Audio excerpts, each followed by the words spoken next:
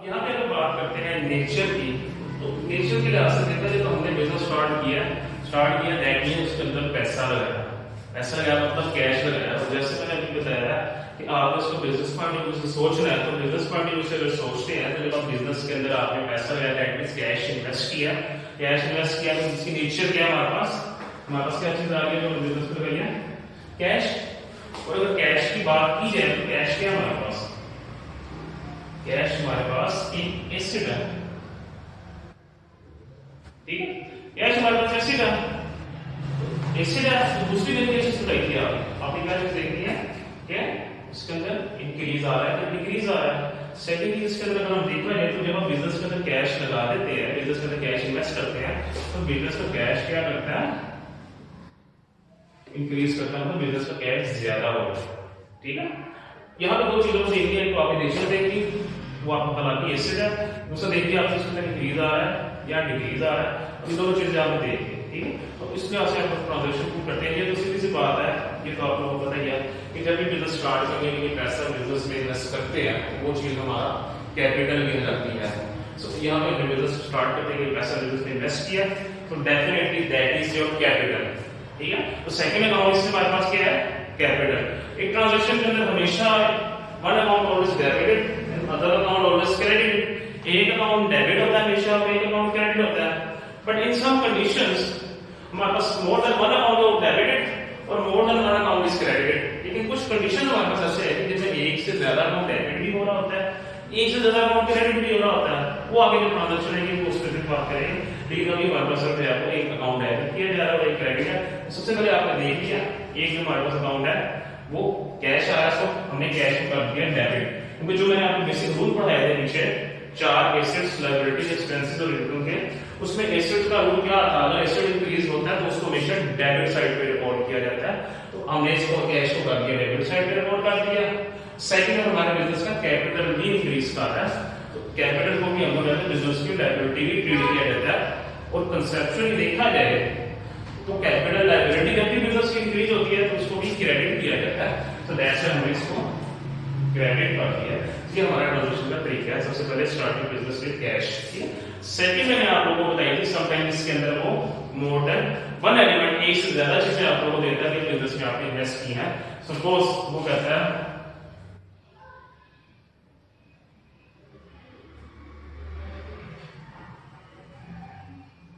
started business with furniture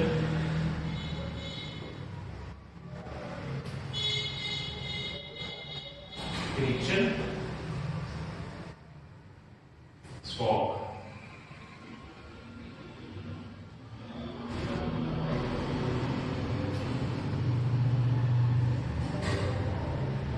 अब यहाँ देखो आपको कह रहा है कि आपने बिजनेस स्टार्ट किया फर्नीचर के साथ, स्टॉक के साथ और कैश के साथ।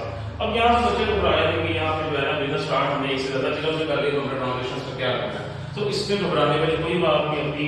मैंने आपको पहले ही बताया कि जब बिजनेस स्टार्ट करना है, बिजनेस स्टार्ट करते हुए जो चीज आप बिजनेस में इन्वेस्ट करते हैं वो आपका बिजनेस का कैपिटल कहलाती है। चाहे आप स्टॉक इन्वेस्ट करो, चाहे आप कैपिटल इन्वेस्ट करो, कैश इन्वेस्ट करो, चाहे आप मशीनरी इन्वेस्ट करो, चाहे आप फर्नीचर पर प्रोड्यूस करो, तो जो चीजें आप बिजनेस के अंदर प्रोड्यूस करो अपने बिजनेस स्टार्ट करने पर्पस से, वो हमारा हमेशा कैपिटल भी करती है। सो यहाँ पे हमारे पास फर्नीचर आ रहा है, हमारे पास स्टॉक आ रहा है, हमारे पास कैश आ रहा है, तीन चीजें आ रही है। तो तीन चीजों की अगेन हमने सबसे पहले चाहिए नेचर देखनी है, नेचर क्या है, तो नेचर वाइज हमारा फर्नीचर भी एसेट कहलाता है हमारा होता है, स्टॉक भी एसेट होता है हमारा, कैश हमारा एसेट होता है, मैंने आपको पीछे बता दिया। तो सेम ट्रांजेक्शन होगी कैसे, सबसे पहले हमारे पास फर्नीचर है, फर्नीचर को रिपोर्ट कर दिया जाएगा, फर्नीचर 6000, उसके बाद स्टॉक है हमारे पास 10,000 and then cash।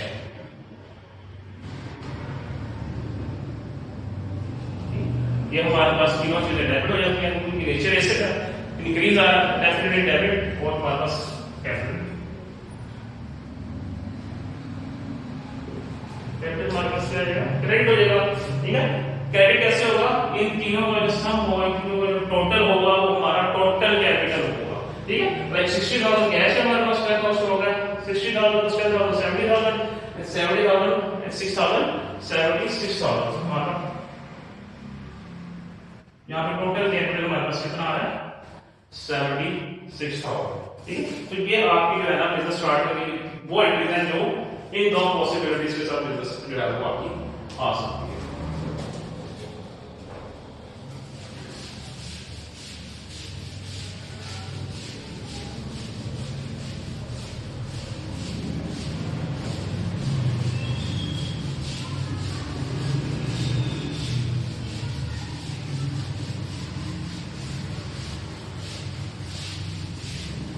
अच्छा, दूसरा जो सबसे बड़ा जो यहाँ पे मसला आता है जनरल एंट्रीज के अंदर, तो ये आता है कि हम लोग परचेज और सेल्स की ट्रांजैक्शन के अंदर कैसे पता चलता है कि ट्रांजैक्शन हमारी क्रेडिट पे है या कैश पे है।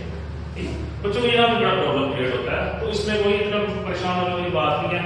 बहुत ही ईजी सा वे है, बहुत आसान सा तरीका है इसको जज करने का, ये देखने का कि कौन सी एंट्री आपकी क्रेडिट पे हो रही है या कौन सी ट्रांजेक्शन कैश पे हो रही है।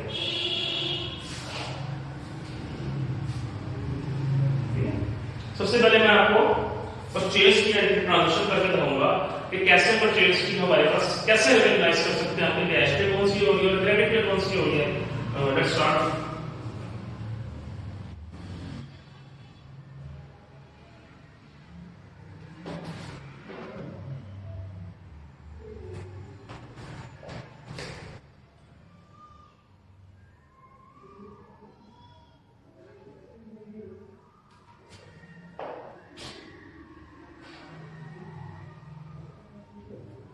ये दो ट्रांजैक्शन हमारे पास purchase goods and purchase goods from Ali. अब इसमें जज करना है, अब इसमें हमारे पास कैश पे है एक क्रेडिट पे है, अब इसमें हमें खुद जज करना पड़ेगा कैश पे कौन सी है क्रेडिट पे कौन सी है। लेकिन वो कैसे जज किया जाएगा, बहुत ही आसान तरीके से इसको जज करने का सबसे पहला जो है वो एलिमेंट जज करने का वो ये है कि अगर किसी कैश की ट्रांजैक्शन है क्रेडिट के जज करने के लिए आपने देखना है कि अगर तो ट्रांजैक्शन के अंदर किसी पर्सन का नाम आ रहा है और उस ट्रांजैक्शन के अंदर कैश का कोई जिक्र नहीं है, तो दैट मींस वो हमारी क्रेडिट ट्रांजैक्शन है, वो हमारी उधार पे एक ट्रांजैक्शन हुई है। ठीक है, अब इन दोनों ट्रांजैक्शंस की हम बात करें तो इस ट्रांजैक्शन के अंदर जैसे हमारे सारा परचेज गुड्स कि आप वो गुड्स परचेज कर रहे हो, ठीक है, इसमें हमारे पास कोई पर्सन का नाम नहीं है। इस ट्रांजैक्शन की बात करें तो इसमें परचेज गुड्स फ्रॉम अली, यानी अली से हम चीजें परचेज कर रहे हैं, अली से हम चीजें खरीद रहे हैं। अब यहाँ देखा जाए तो पर्सन का नाम भी आया है और इसमें कैश का भी जिक्र नहीं है, तो दैट मींस यहाँ की ये ट्रांजैक्शन है हमारी क्रेडिट ट्रांजैक्शन है और ये ट्रांजैक्शन हमारी कैश की हमारी कैश ट्रांजैक्शन। अच्छा, ये तो हो गया कि जज कैसे करना है आपने कि ट्रांजैक्शन कैश पर है या क्रेडिट पर है। अब सेकंड थिंग इस ट्रांजैक्शन को सॉल्व कैसे करना है। फिर वही दो बातें जो मैंने आपको पहले भी बताई है, तो आप इस बात को ध्यान में रखना है, इस बात को देखना है कि ट्रांजैक्शन जो है उसकी नेचर क्या पाएगा, बस कैश पे है क्रेडिट पे है, वो आपको पता क्या कौन सी है। लेकिन इसमें अब आपने देखिए नेचर क्या है, एसेट है, लायबिलिटी है, एक्सपेंस है या इनकम है, उसके बाद उसमें इंक्रीज आ रहा है कि डिक्रीज आ रहा है, उस लिहाज से जो हमारे पास एक अकाउंट डेबिट है या क्रेडिट है उसको हम रिकॉर्ड कर रहे हैं। सबसे पहले हम इस ट्रांजैक्शन की बात करते हैं। अच्छा, यहाँ पे है परचेज गुड्स, हम चीजें परचेज करते हैं, लेकिन यहाँ पे चीजें कौन सी हैं, कौन सी गुड्स हमें को प्रॉपर नहीं मेंशन कि हम चीजें कौन सी परचेज कर रहे हैं, हमें इस चीज का बिल्कुल अंदाजा नहीं है। लेकिन एक बात कंफर्म है कि हम चीजें परचेज कर रहे हैं, तो ये चीज हमारे पास डेफिनेट हो गया कि जब भी हम कोई चीज परचेज करते हैं तो कैश के अगेंस्ट करते हैं। जब भी कोई चीज परचेज करेंगे तो उसके अगेंस्ट हम लोग कैश पे करेंगे। ठीक है, हम लोग मतलब यहाँ पे पे कर रहे हैं, कैश पे कर रहे हैं।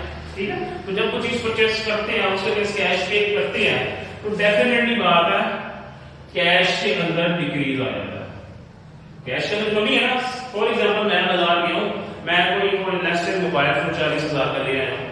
अब मैंने मोबाइल फोन तो ले लिया या मैं घर की ग्रोसरीज ले आया हूं, मैंने ग्रोसरीज तो घर की ले ली है, लेकिन मैंने उसके अगेंस्ट 40,000 ही पे किया। ऐसे ही मतलब मैं गुड्स परचेज किया, ग्रोसरीज परचेज किया, लेकिन उसके अगेंस्ट मैंने क्या पे किया, कैश। तो जब मैं कैश इसको दे आऊंगा तो सीधी सी बात है मेरा कैश इंक्रीज हो जाएगा, मेरा कैश कम हो जाएगा। तो कैश की नेचर क्या है हमारे पास, एसेट्स। कैश हमारा एसेट होता है और रूल्स के लिहाज से एसेट जब भी डिक्रीज होता है तो उसको हम हमेशा क्या करते हैं, उसको हम हमेशा क्रेडिट करते हैं। ठीक है, अब ये तो हो गया ना एक साइड पे कैश कैसे हमारा डिक्रीज हो से बढ़ती क्रेडिट, ये तो हमने जो है ना एक अकाउंट का पता लगा दिया। अब सेकंड अकाउंट भी तो मैं बता रहा था कि जैसे आपने देखा कुछ चीज परचेज करते हैं, जो परचेज किया मतलब आपके पास से पैसा गया है, तो दैट मींस ये चीज आपके एक्सपेंस भी तो हो रहा है। आपने कोई चीज परचेज की है, आपके पैसे थे, आपके आसपास से पैसे चले गए, दैट मींस आपका खर्चा हो गया। तो जब आपका खर्चा होता है दैट मींस आपका एक्सपेंस ये भी तो इंक्रीज हो रहा है। ठीक है, आपका एक्सपेंस भी इंक्रीज हो रहा है। और ये बात हमेशा ध्यान में रखिएगा, अकाउंटिंग के अंदर एक्सपेंस जिस नाम से होता है उसको हमेशा उसी नाम से रिकॉर्ड किया जाता है। एक्सपेंस जिस नाम से होता है उसको उसी नाम से रिकॉर्ड किया जाता है। तो देखा जाए यहाँ पे जो एक्सपेंस है हमारा वो किस नाम से हो रहा है, यहाँ पे एक्सपेंस हमारा हो रहा है परचेजेस के नाम से। यहाँ पे एक्सपेंस हमारा किस नाम से हो रहा है, परचेजेस के नाम से। डेफिनेटली बात है, खरीद रहे हैं, गुड्स खरीद रहे हैं तो हमारा खर्चा हो रहा है, वरना नहीं हो रहा। तो यहाँ पे एक्सपेंस हमारा हो रहा है परचेजेस के नाम से, तो यहाँ पे रिकॉर्ड भी परचेजेस के नाम से ही होगा। तो चूंकि हमारा एक्सपेंस भी इंक्रीज हो रहा है तो हमारे रूल्स कहते हैं एक्सपेंस इंक्रीज होता है तो उसको हमेशा डेबिट करते हैं। हमारा दोनों अकाउंट आ गया, एक परचेज अकाउंट आ गया और एक आ गया कैश अकाउंट। तो हमारी ट्रांजेक्शन बन जाएगी purchases account to cash account. ठीक है, यहां पर हमारे पास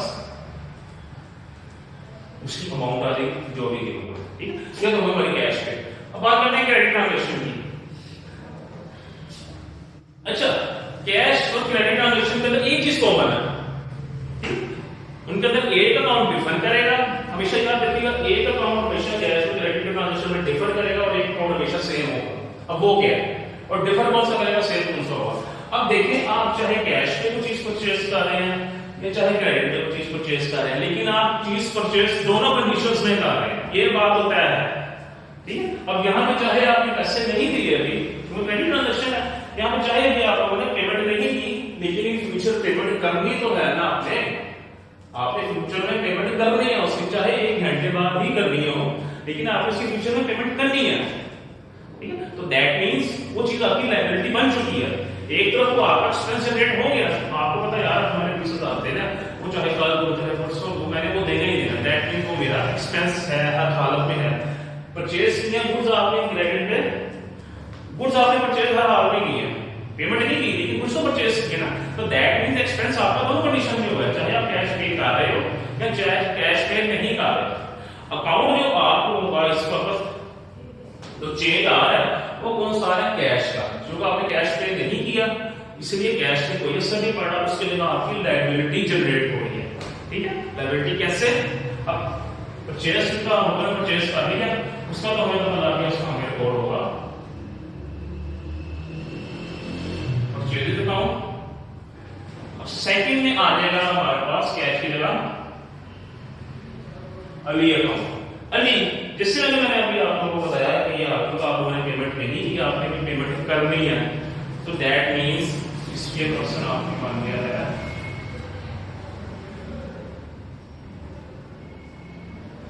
ये पर्सन आपकी लायबिलिटी बन गया, ये बन गया आपकी जिम्मेदारी। ठीक है, अब देखिए जैसे आप उस पर्सन के पैसे देने हैं तो दैट मींस आपकी लायबिलिटी बन गया, क्योंकि आपने इसकी पेमेंट करनी है, जो आपने चीज परचेज किया उसके हिसाब से आपको इसकी पेमेंट करनी है। ठीक है, तो जो फ्यूचर में पेमेंट का वादा है तो डेफिनेटली वो आपकी लायबिलिटी कंसीडर किया जाएगा, तो वो आपकी लायबिलिटी बन गया। तो लायबिलिटी में भी यहाँ पे इसको क्या आ रहा है हमारे पास, इंक्रीज आ रहा है। ठीक है, तो बेसिक रूल्स के मुताबिक जब लायबिलिटी में इंक्रीज आता है इसको क्या किया जाता है, इसको क्रेडिट किया जाता है, इसलिए हमने अली को क्रेडिट किया है। परचेज को हमने डेबिट किया है, वो पीछे आपको एक्सप्लेन कर दिया क्योंकि वो हमारा एक्सपेंस है, इसलिए वो होना ही डेबिट आपको हमने डेबिट कर दिया। यहाँ पे अली कैश की जगह हमारे पास अली का आएगा, क्योंकि कैश की पेमेंट नहीं होगी, उनका फ्यूचर में पेमेंट का पता किया है, उस पर्सन को एज ए लायबिलिटी ट्रीट किया जाएगा, उसका नाम मेंशन किया जाएगा।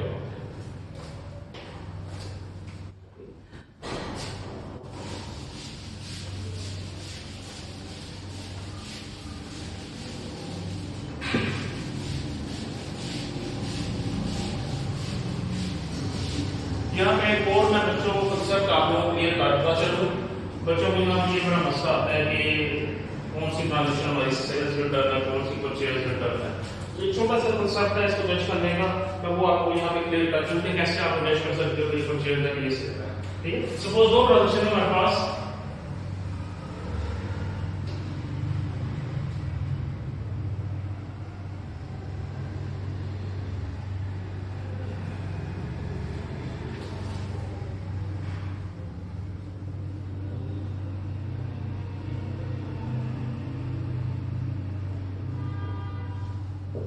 Goods return to Ali, goods return by Ali.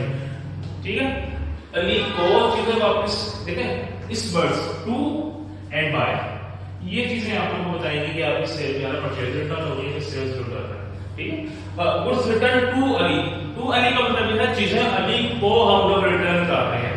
ठीक है, तो अली को चीजें रिटर्न कर रहे हैं, दैट मीन उससे हमने परचेज की थी तो उसको रिटर्न की जा रही है ना। अब ऐसा तो पॉसिबल नहीं है कि बंदे को चीजें बेची हमने, बेची हुई चीजें हम उसी को रिटर्न करें, that's not possible. So goods return to Ali का मतलब यह है कि हमने अली को चीजें वापस की हैं, तो दैट मींस अली से हमने पीछे कोई चीज परचेज की थी तभी हमने उसको चीजें रिटर्न की है। ठीक है, तो ये हमारे पास कौन सा फिर हो जाएगा, परचेज रिटर्न। तो ये हमारे पास हो जाएगा अली टू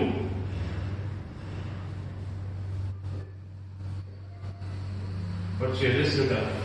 डेफिनेट सी बात है, अगर हमारे पास परचेज हो रही है मतलब हमारा एक्सपेंस इंक्रीज हो रहा है तो वो डेबिट होगा, एक्सपेंस उनका रिटर्न हो गया कुछ परचेजेस, एक्सपेंस डिक्रीज हो गया तो वो डेफिनेटली बात है क्रेडिट किया जाएगा। अब यहाँ पे गुड्स रिटर्न बाय अली की तरफ से वापस आई है, तो दैट मींस अली को चीजें बेची थी हमने, अब अली की तरफ से हमें वापस आ गई है, तो दैट मींस अली को हमने कुछ बेचा था तो उसे वापस कर दिया, that must be your sales return. तो अगर नेचर से ऐसा देखा जाए तो सेल हमेशा हम क्रेडिट करते हैं, लेकिन चूंकि रिटर्न है तो ये डेबिट हो जाएगी हमारे पास। दो सेल्स रिटर्न टू, ठीक, ये आप लोगों की दोनों की ट्रांजैक्शंस, आई होप इससे आप लोगों को थोड़ा जस्टिफाई हो जाएगा कि सेल्स रिटर्न कौन सी है, परचेज रिटर्न कौन सी है।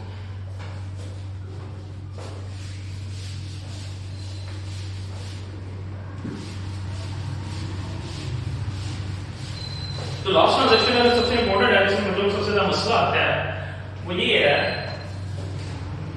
कि कौन सी ट्रांजैक्शन कैश है डिस्काउंट अलाउड है, कौन सी डिस्काउंट रिसीव सेपरेट करती है। तो मैं दोनों को मतलब सपोज एक ट्रांजैक्शन हमारे पास है cash receive by Ali rupees 9800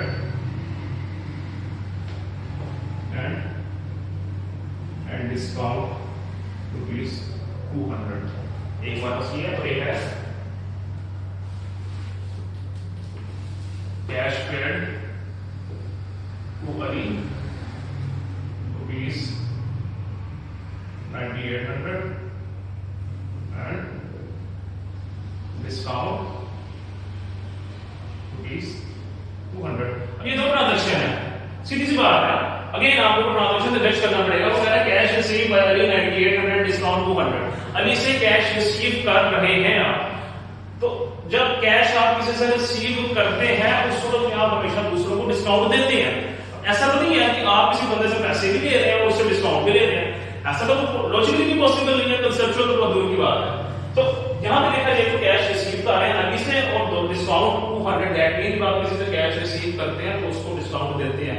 for example आपने किसी बंदे से 5000 लेना था, आप कहते हैं यार ऐसे करो अपने 5000 लेने तो अपने 4500 दे दो, 500 रहने दो, मुझे 500 आपने छोड़ा वो आपने डिस्काउंट दिया है, वो आपने डिस्काउंट अलाउ किया है, दैट मींस कैश जब भी रिसीव करेंगे तो आप डिस्काउंट अलाउ करोगे। ठीक है, तो यहां पे ट्रांजैक्शन क्या बनेगी, कैश रिसीव क्या डेफिनेटली डेबिट होगा,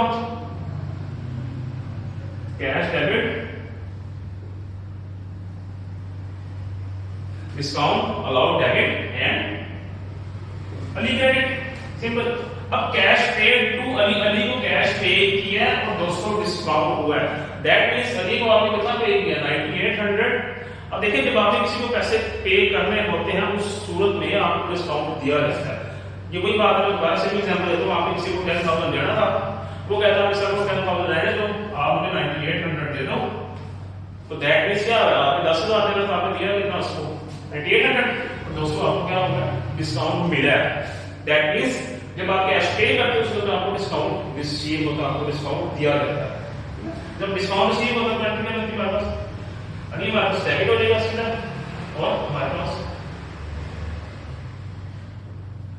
डिस्काउंट रिसीव और हमारे पास चूंकि आपने कैश पे किया इसलिए आपका इसे डिक्रीज क्रेडिट। हमारे पास बेसिक चेंज नहीं होगी, रूल हमारे सेम रहेंगे इंक्रीज और डिक्रीज के। कितना कैश दिया हमने 9800, डिस्काउंट कितना मिला 200 और अली से हमारा टोटल कितना था 10000। ठीक है, सेम इधर अली का टोटल कितना था 10000, कैश कितना मिला 9800।